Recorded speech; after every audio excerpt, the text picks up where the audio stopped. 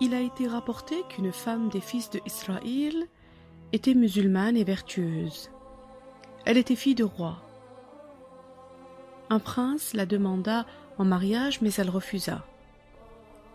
Elle dit à une femme qui était à son service: « Va me chercher un mari qui soit ascète, pieux, adorateur, mais pauvre. »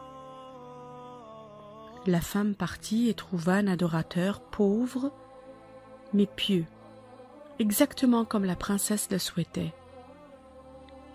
Elle l'amena à sa maîtresse qui lui dit: « Si tu acceptes de m'épouser, j'irai avec toi chez qui pourra nous faire un contrat de mariage. » Et c'est ce qu'ils firent.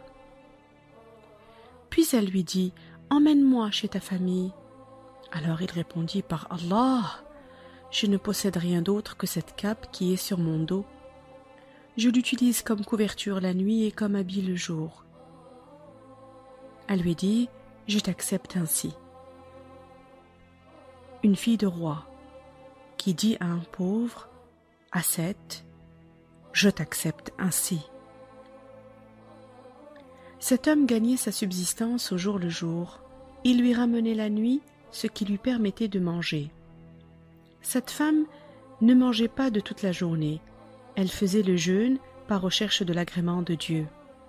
Lorsqu'il lui ramenait quelque chose, elle rompait le jeûne et elle louait Allah Ta'ala dans tous les cas. Elle lui dit un jour: « Maintenant, j'ai pu me consacrer à l'adoration de Dieu tout comme je le voulais. » Mais un jour, l'époux ne ramena rien et fut fortement chagriné et attristé. Il se dit en son fort intérieur: « Mon épouse est à la maison, elle jeûne et attend que je lui ramène quelque chose pour rompre son jeûne. » Il se leva, fit la petite ablution, puis une prière.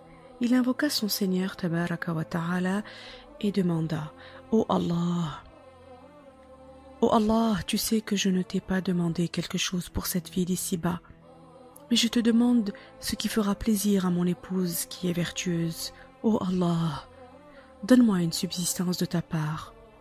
Certes, tu es celui qui accorde avec profusion. » C'est alors qu'une grosse perle tomba du ciel. Il la prit et l'emmena chez son épouse. Quand celle-ci vit cette grosse perle, elle fut étonnée et lui demanda: « D'où as-tu donc amené cette perle? Je n'en ai jamais vu de si belle dans ma famille. » Elle lui dit: « J'ai cherché ma subsistance comme c'est de mon habitude, mais aujourd'hui je n'ai rien pu gagner. J'ai alors invoqué mon Seigneur subhanahu wa ta'ala qui m'a accordé cette perle tombée du ciel. » Sa femme lui dit alors: « Retourne à l'endroit où tu as invoqué Allah, supplie-le et demande-lui en disant: Ô Allah, ô mon Seigneur, si c'est quelque chose que tu nous accordes dans cette vie d'ici-bas, alors fais que ce soit une bénédiction. Mais si c'est quelque chose que tu nous réserves pour l'au-delà, alors fais qu'elle remonte au ciel. »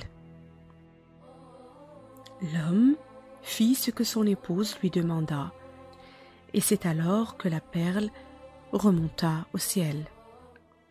Il revint chez elle et lui apprit la nouvelle.